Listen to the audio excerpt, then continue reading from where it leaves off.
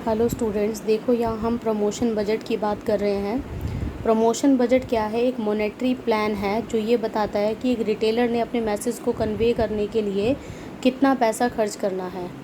Budget is always prepared for a definite period of time. Budget जो है एक definite period of time में रखे जाते हैं, फ्यूचर एक्टिविटीज़ से ये रिलेट करते हैं। Promotion budget varies from retailer to, जो प्रमोशन बजट है वो वेराइज़ करता है रिटेलर टू रिटेलर। कुछ रिटेलर क्या होते हैं, ज़्यादा अमाउंट खर्च करते हैं और कुछ कम अमाउंट करते हैं, डिपेंड करता है उनकी प्रमोशन स्ट्रेटजी क्या होगी। Also with the help of communication budget the retailer may allocate the amount to be spent on various communication activities such as advertising, sales promotion and publicity. फिर हम बात करते हैं यहाँ पर, देखिए, process of preparing a promotion budget. फिर promotional strategy दी हुई है। प्रमोशनल स्ट्रैटेजी रिटेल वो है जो उस बेनिफिट्स और ऑफर्स को पाने के लिए कुछ पैसा खर्च करता है, और वो प्रमोशनल स्ट्रैटेजी में पहला परसेंटेज ऑफ सेल्स मेथड है।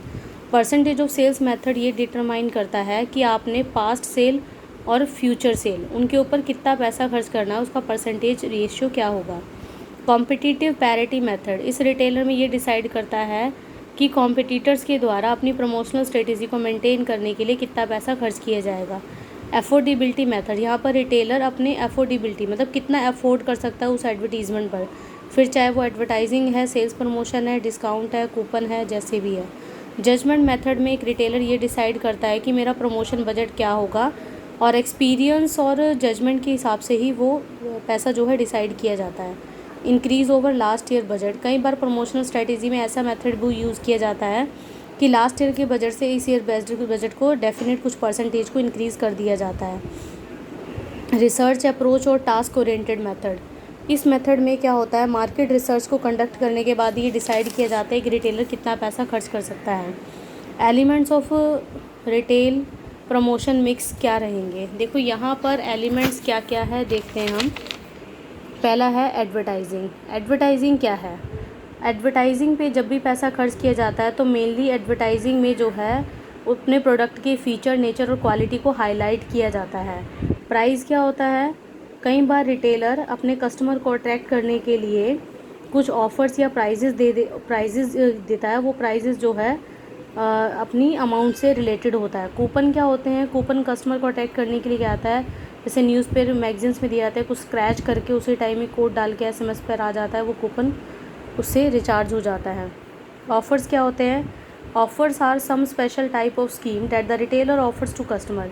Giving offers to the customer is very common practice specially in case of branded goods. ज़्यादातर ब्रांडेड गुड्स में जो है ऑफर्स दिए जाते हैं। कई बार जो है हाई प्राइजेस की वजह से हम उसको ले नहीं पाते, लेकिन वो ऑफर्स एक के साथ एक फ्री रखते हैं, तो हम जैसे by one get one and so on.